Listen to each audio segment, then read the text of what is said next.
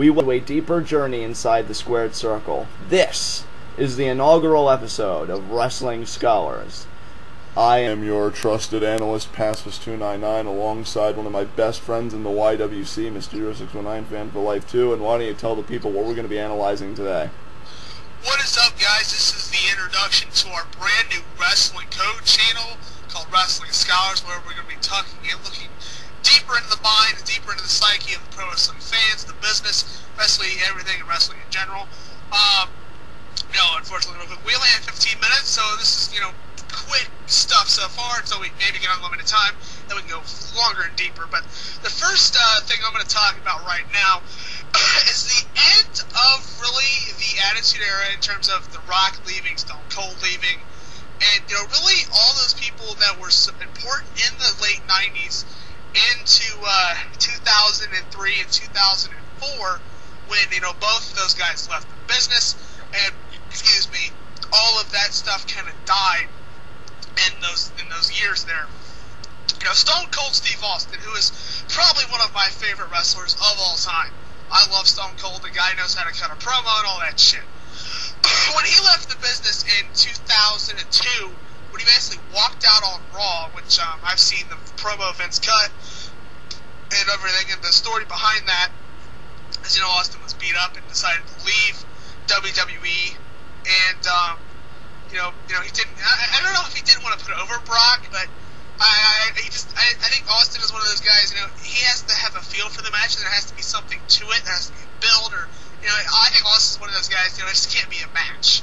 And Austin, he was hurting for years after that. Tombstone with Owen, which was a botch in my opinion. I've never seen a tombstone where the guy gets pile drived on his fucking head like that. But Stone Cold won the match and everything. And Austin, luckily got to entertain us for another 6 years. And I think he was like Edge on borrowed time. But Austin has since come back and entertained the fans like I've loved so much. I loved the storyline with him and Eric Bischoff. That was the shit in 2003. I loved all the stuff he's come back, the appearances, kicking ass, drinking beer. And Stone Cold Steve Austin, I don't care what he's doing. Anytime he gets in that ring or gets on the mic, it is pure gold. And I love that he realizes that WWE is his home and his place, unlike the next guy I'm going to talk about who, quote-unquote, thinks he's back in the wrestling business, but he was gone for 7 years. But Stone Cold Steve Austin is one of the pinnacles, and in my opinion, he is the cornerstone of the wrestling business. Not Hulk Hogan. Stone Cold Steve Austin, to me, is the corner of this business. The Rock, who left in 2003, I believe, around that time, after his match with Goldberg. I don't think he did anything else after that. I don't really know. Honestly, I don't remember. It's been so long. And then The Rock basically was gone 7 years. He did a little appearance with Eugene, did some via satellite. Fuck, it's via satellite, people. And, basically was gone after that. And, never heard of he basically, WWE, what's that? Don't know what that is. Basically, when anybody would ask about WWE. And, The Rock, has since came back, which, was awesome. Great pop, great walkout moment for the fans. But honestly, what has The Rock done since he's come back? In my opinion, not a fucking damn thing. Alright, yay, it's got some promos. Woo! Yay! Excited for promos. I don't care. Get in the fucking ring. That's my deal. Get in the ring. Austin, he's kind of gotten back in the ring at times, but honestly, he can't get back in the ring. He doesn't want to kill himself, and that's all that Stone Cold says, the bottom line. He can't get back in the ring. The Rock can. The guy's in phenomenal shape. He's fucking ripped. Get in the fucking ring.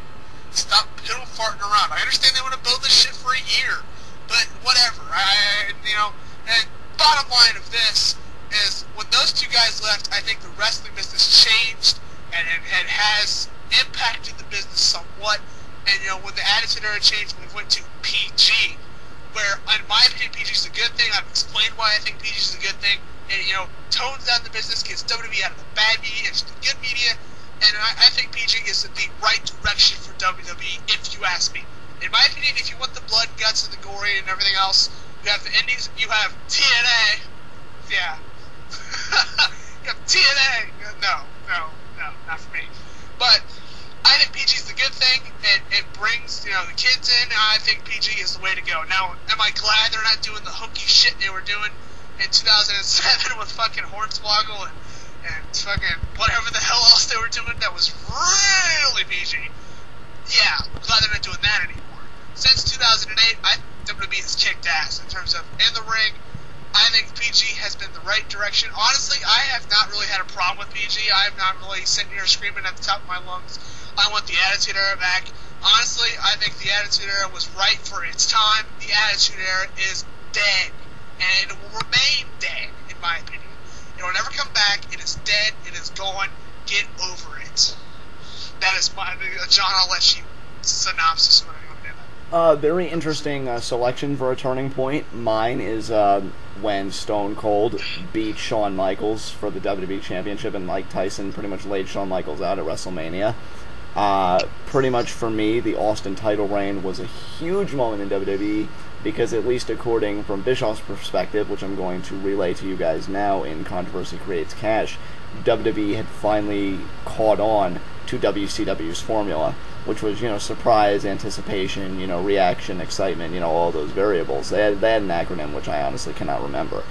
But I think Austin pretty much embodied the new rebranding, the new marketing strategy that WWE was aiming for in the mid to late 90s, and that was being edgier. They needed edgier programming. When you had characters based off of clowns and garbage men and all that stuff, I mean, that wasn't compelling.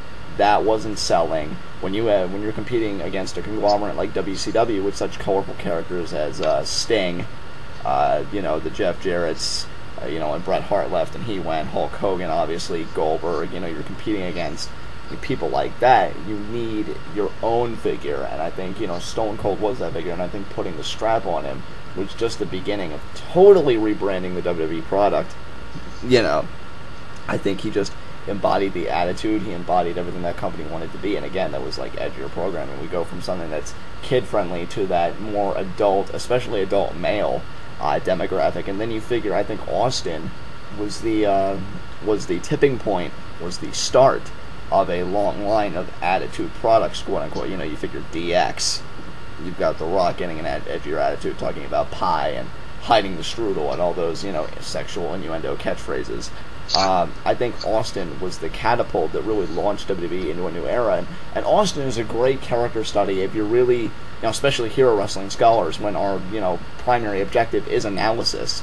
Austin is a great wrestler to analyze because he had a very dramatic impact on the business, and I think that title reign, Jim Ross summed it up perfectly when it happened. The Austin era has begun. When you get a very controversial figure like Mike Tyson involved, that definitely helped. I mean, this was really the point, if you want to look at the external factors and not just really look at it at face value, this was the point when WWE realized, at least in my opinion, what it needed to do to compete with WCW, which, WCW had beaten WWE 88 straight weeks in the ratings, albeit sometimes due to underhanded tactics like giving away the results before Raw would air, like 5 minutes before it would air, and other such underhanded tactics, but that's another analysis for another episode.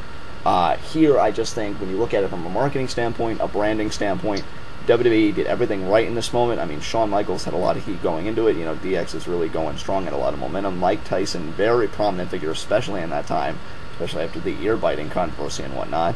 And then you have Austin, just a tough son of a bitch, and we all thought Tyson and Austin were going to go at it, and they had their brief altercations, but in the end, Attitude joined forces with Attitude to give birth to an era that, honestly, a lot of people, both scholar and just pure fan alike, really consider a golden age in our industry. Now, the question that remains is, we look at that as a turning point. How do we recreate in a modern era such a turning point? Now, I won't go into that because this episode is basically, talking about turning points in wrestling and analysis of those turning points. I've pretty much said all I've wanted to say about it. I think the Austin era was a huge thing to happen in the Attitude Era. Some may even argue that the Austin era was the Attitude Era, and they're one and the same.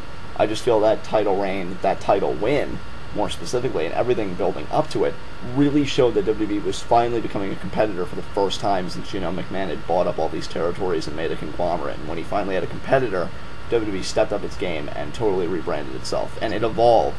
That's another thing, too. The Austin title reign showed an evolution in the industry. So I think the Austin title reign, WrestleMania title win, more specifically, really was a defining moment for the company. So that's pretty much it for me, and we're close to 10 minutes. So, President, do you have any closing statements? Well. Attitude Era is a very interesting topic for me. I think the Attitude Era is, one of the best eras in wrestling. Is it the best era in wrestling? In my opinion, no. I mean, fans think it's the... I agree with you in the Golden Era standpoint there.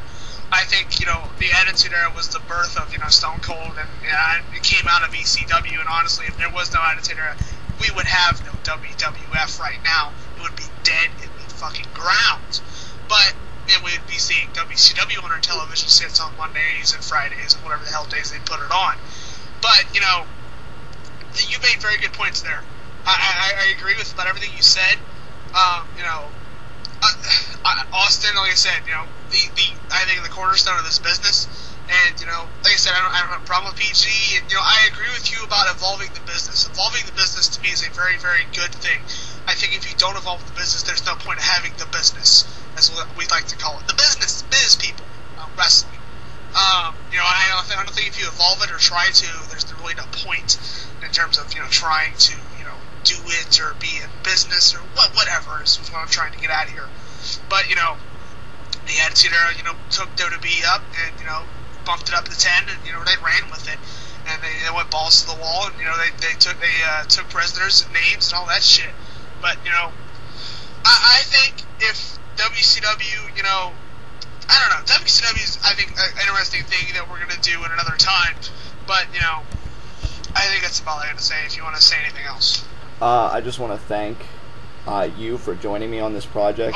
It's very honored. I'm so happy to be doing a channel with you. This is great. I mean, let me just say, folks, that for those of you who may be surprised, and maybe even, for the more cynical people who may be disappointed that I chose, Preston to do this, let me just say this right now, and Preston, I want you to listen more than anybody. Get used to seeing Preston with me, because I have quite a few things in store. We're already doing Wrestling Potpourri, we're already doing this, and this kid is as good as it fucking gets. So you can expect to see him a lot with me. It's not like, I'm not going to do any more solo videos. Obviously, I will. I mean, he does. I do. But, my thing is, it's original.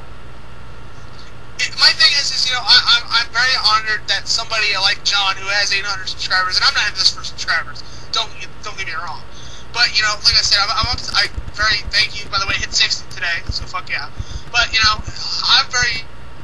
me and John are now, we put out our both channels and decided, what, we're going to go do something bigger. We're going to fucking do a channel together, and what we're going to do on the channel, I think is going to be very, very fucking fun. It's going to be very eye-opening. I have a hype video that's going to go on my channel, so I know you're probably going to see that before you see this video, but, I am very excited to do this with John, and, my thing is he decided to pick me. That's John's decision. I mean, if you don't like it, Jeff, whatever the fuck your name is, man, too bad.